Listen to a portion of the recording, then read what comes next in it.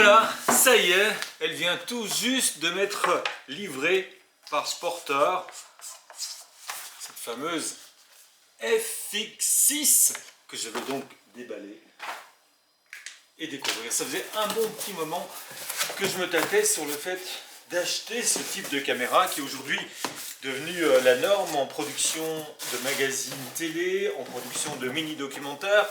Voilà donc la première caisse de la Cinema Line, la Sony FX6, cette fameuse caméra qui remplace la FS7 petit à petit, et même certainement depuis un moment, avec un objectif que je voulais assez standard, Sony, également bien sûr 28-135. Alors c'est pas le plus lumineux, l'Ouvra F4, mais je pense que pour débuter, voilà, c'est vraiment pas mal. Donc voilà, un petit cube, bon, qui vaut quand même tout de même quelques milliers d'euros, qui nous vient directement des Pays-Bas, avec en premier la prise pour le chargeur, un port USB-C, la poignée, très certainement. Donc cette caméra fort utilisée en documentaire. Il faut compter quand même juste pour le boîtier autour de 6 000 €.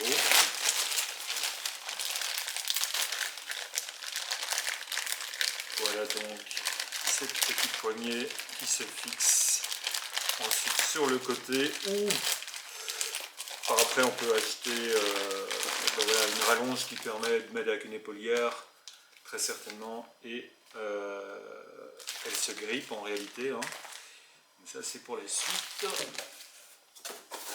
On a une petite griffe pour mettre des accessoires. Qu'est-ce qu'on a encore?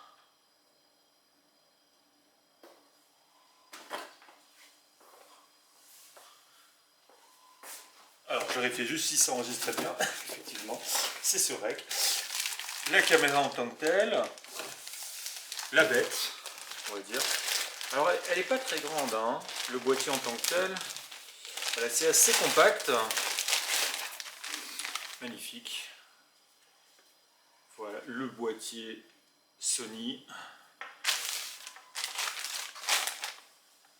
FX6 avec donc cette fameuse poignée qui s'emboîte, qui se clipse, sur lequel vous avez toutes les commandes principales de rec notamment. Alors je vais quand même mettre de quoi m'aider un petit peu. Voilà. Il faut aller chercher le point blanc. Et voilà, donc elle est fixée. Donc il y a une très bonne maniabilité. J'ai déjà eu l'occasion plusieurs fois de l'utiliser en reportage, en direct. Voilà, et puis évidemment ça peut se mettre sur une épaulière par après, comme je le disais, pour encore une meilleure stabilisation, peut-être une meilleure ergonomie, pouvoir ajouter quelques accessoires. Alors vous avez l'écran ici, voilà, magnifique. Ok, très bien. Et donc, hop. Voilà, très bien. Bon, vous avez le chargeur pour la suite. Vous avez le chargeur également. Un accessoire et une batterie. Vous avez les modes d'emploi, bien sûr. On va lire en long et en large.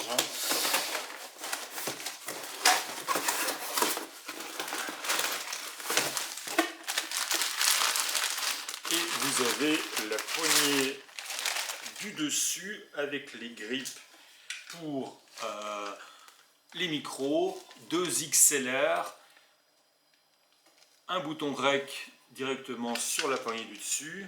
Et donc voilà, je découvre vraiment en direct. Il y a un petit clip ici pour placer le contact. Voilà. jusqu'à présent tout va bien, hein, ça se fixe assez facilement. Voilà, vous vissez, ça s'emboîte. Magnifique. Voilà. Donc vous avez effectivement, ça commence à prendre forme, hein. Voilà, ce boîtier sur lequel au final vous avez 3 boutons rec. Vous avez ici en latéral, vous avez sur la poignée et vous avez sur cette poignée-ci. Ici, magnifique. Vous avez toutes les fonctions de base avec cette fameuse roulette, hein, propre ici à la FX6. Vous pouvez faire dérouler les menus et puis les sélectionner en appuyant. Bon, vous avez différents modes, évidemment, qu'on va découvrir ensuite. Vous avez ici pour le son en auto ou en manuel avec les petites roulettes pour sélectionner le niveau. Vous avez le slot pour les différentes cartes SD, ça fonctionne, ou mini-carte Sony. Vous avez les boutons full menu, vous avez le display, vous avez le white balance, le shutter, l'ISO gain que vous pouvez régler. Ceci pour les presets white balance et couleur. Vous avez le power évidemment. Voilà, ça ressemble assez fort, hein, à ce qu'on connaît en général chez Sony. Alors je ne suis pas un grand spécialiste, mais j'en ai quand même utilisé quelques-unes et je peux dire que c'est quand même assez jouissif de pouvoir débuter l'année avec sa propre caméra que je vais découvrir, voilà, tout au long. Vous avez ici donc le fameux écran. Alors normalement il y a une barrette qui permet de le fixer. Voilà, je découvre, hein, vraiment en direct avec vous. Alors la barrette, oui, c'était, je pense, en supplément, mais a priori l'écran se fixe comme ceci. Voilà, c'est vrai que vous avez après toute une série d'accessoires que vous pouvez, comme sur toutes les caméras, rajouter en fonction des besoins. Voilà, très bien. Et voilà, ça se tourne comme ça, magnifique. Voilà, c'est assez ergonomique, hein.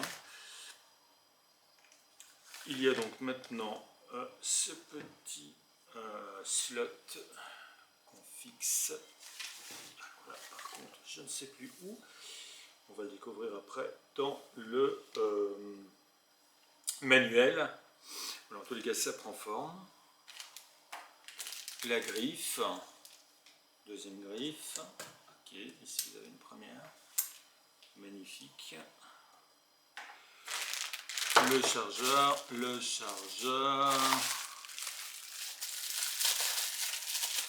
Et voilà, ça prend un peu de temps, mais le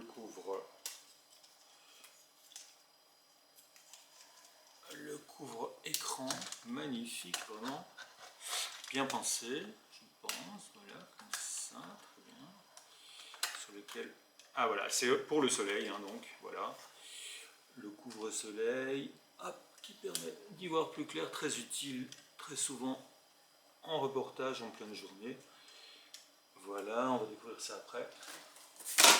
Et puis le fameux objectif Sony FE28-135. Alors une des caractéristiques, hein, de cette caméra, c'est qu'elle permet vraiment d'avoir un autofocus qui suit vraiment les visages. C'est un peu le nouveau dispositif depuis 2-3 ans maintenant chez Sony, avec la FX9 également.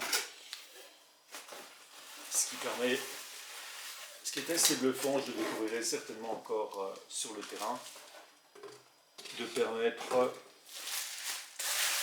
voilà, l'autre bête,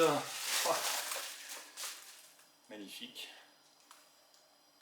28-135, donc bon, qui ouvre à f4, mais qui permet, je pense, dans un premier temps, d'être assez polyvalent. Alors j'ouvre le fameux capteur. qu'on va pas laisser ouvert trop longtemps. Hein. Ce serait dommage d'y mettre de la poussière dès le début. Voilà, on fixe. De nouveau, alors c'est la première fois, il faut aller chercher le petit point blanc. Voilà, hop, c'est bon, il est clipsé. Voilà, ça a de la gueule, hein. Franchement. En moins de 5 minutes, vous voyez, vous avez monté votre caméra. Et maintenant, il ne reste plus qu'à la découvrir un peu plus en détail, à recharger les batteries, puisque là, elle vient d'être déballée, a priori, elles ne seront pas entièrement chargées. Et puis, il n'y a plus qu'à l'essayer. Et voilà. D'autres vidéos, je l'espère, très rapidement. Puisque mon objectif, c'est quand même de l'utiliser sur YouTube. Je ne suis pas cadreur à proprement parler, je suis JRI à la base. Mais l'objectif est vraiment de l'utiliser un maximum pour des projets personnels et peut-être professionnels, on l'espère. Et de maîtriser de mieux en mieux l'image. En tout cas, c'est une caméra que j'ai pu déjà un peu utiliser sur le terrain et qui est juste fantastique. La suite au prochain épisode.